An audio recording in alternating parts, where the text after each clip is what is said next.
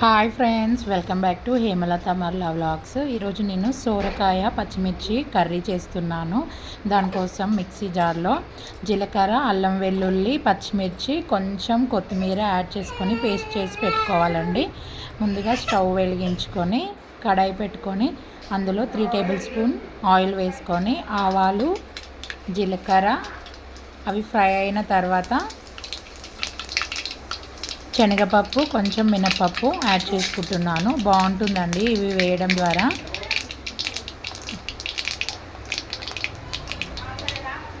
అవి మంచిగా ఫ్రై అయిన తర్వాత మనం ముందుగా పేస్ట్ చేసి పెట్టుకున్న పచ్చిమిర్చి, కొత్తిమీర, అల్లం వెల్లుల్లి, జీలకర్ర పేస్ట్ని యాడ్ చేసుకొని పచ్చివాసన పోయేంత వరకు ఫ్రై చేసుకోవాలండి.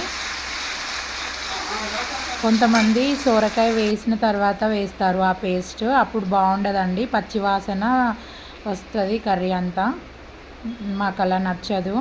చూడండి, కొంచెం ఆయిల్ పైకి వచ్చిన తర్వాత కొంచెం పసుపు యాడ్ చేసుకుంటున్నాను.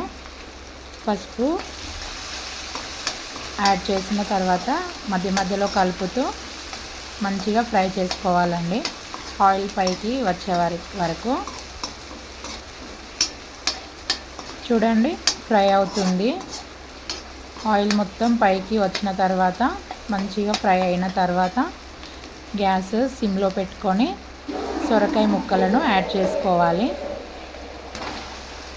సొరకాయ ముక్కలను యాడ్ చేసుకున్న తర్వాత మంచిగా కలుపుకొని మన టేస్ట్కి సరిపోయేంత కొంచెం సాల్ట్ని యాడ్ చేసుకోవాలి. నేనైతే 2 స్పూన్స్ యాడ్ చేసుకున్నాను.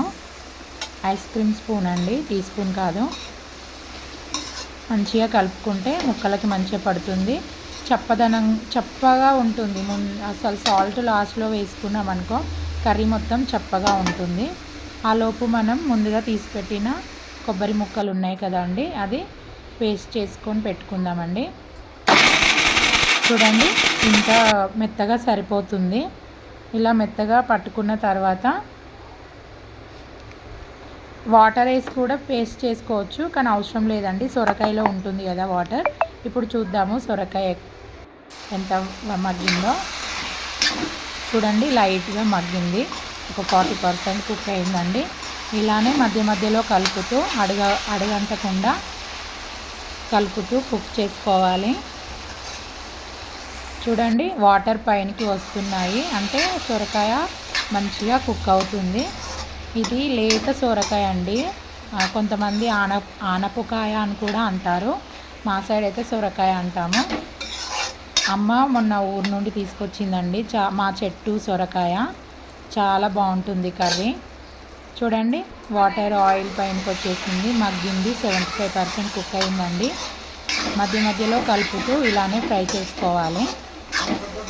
ఈ కర్రీ చపాతీలోకి, వైట్ రైస్లోకి పెరిగేసుకొని తింటే ఇంకా బాగుంటుందండి. నాకు ఇష్టం, నేనైతే పెరిగేసుకొని తింటాను.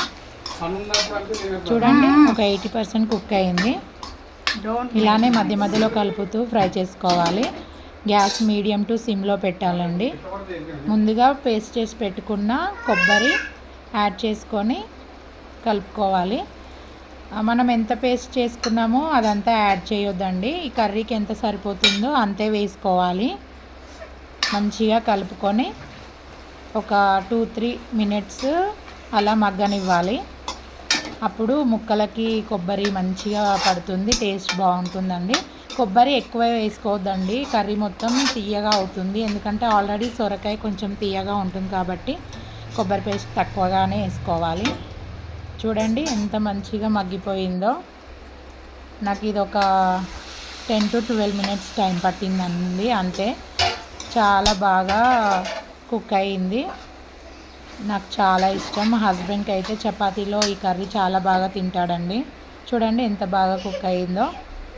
అంతే, ఒక 1 మినిట్ ఉంచేసి దించేసుకొని సర్వ్ చేసుకోవాలి వేడివేడిగా. నేనైతే ఈరోజు దోశలోకి తిందాం అనుకుంటున్నా. ఈ వీడియో నచ్చినట్లయితే ప్లీజ్ లైక్, సబ్స్క్రైబ్.